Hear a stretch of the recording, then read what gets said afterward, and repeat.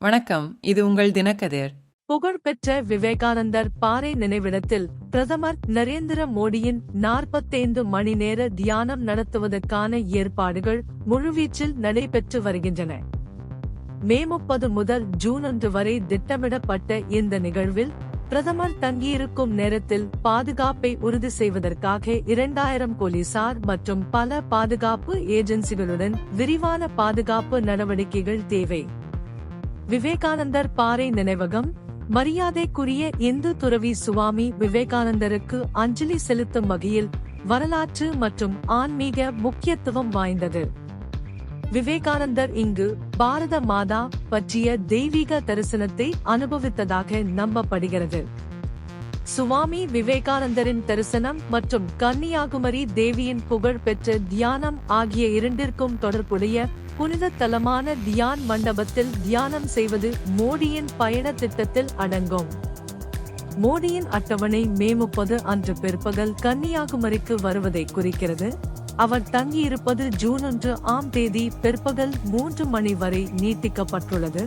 இது நடந்து கொண்டிருக்கும் மக்களவைத் தேர்தலின் இறுதிக்கட்டத்துடன் ஒத்துப்போகிறது. பாதுகாப்பு ஏற்பாடுகளை திருநெல்வேலி ரேஞ்ச் டிஐஜி பிரவேஷ்குமார் மற்றும் காவல் கண்காணிப்பாளர் சுந்தரவதனம் ஆகியோர் மேற்பார்வையிட்டனர். முக்கிய பாதுகாப்பு நடவடிக்கைகளில் ராக் நினைவகம், படகு ஜெட், ஹெலிபேட் மற்றும் மாநில விருந்தினர் மாளிகை ஆகியவற்றில் ஆய்வுகள் அடங்கும். ஹெலிகாப்டர் தரையிறங்கும் சோதனை மூலம் ஹெலிபேடில் உள்ளது. கடலோர பாதுகாப்பு குழு, இந்திய கடலோர காவல்படை மற்றும் இந்திய கடற்படை ஆகியவை பிரதமர் தங்கியிருக்கும் போது கடல் எல்லைகளை கண்காணிக்கும். சர்வதேச சுற்றுலா தலமான கன்னியாகுமரி, ஸ்ரீ பகவதி அம்மன் கோவில், இந்திய பெருங்கடல், வங்காள விரிகுடா மற்றும் அரபிக்கடல் ஆகியவற்றின் முக்கடல் சங்கமம், திருவள்ளுவர் சிலை மற்றும் அழகிய கடற்கரைகள் போன்றவற்றை கொண்டுள்ளது.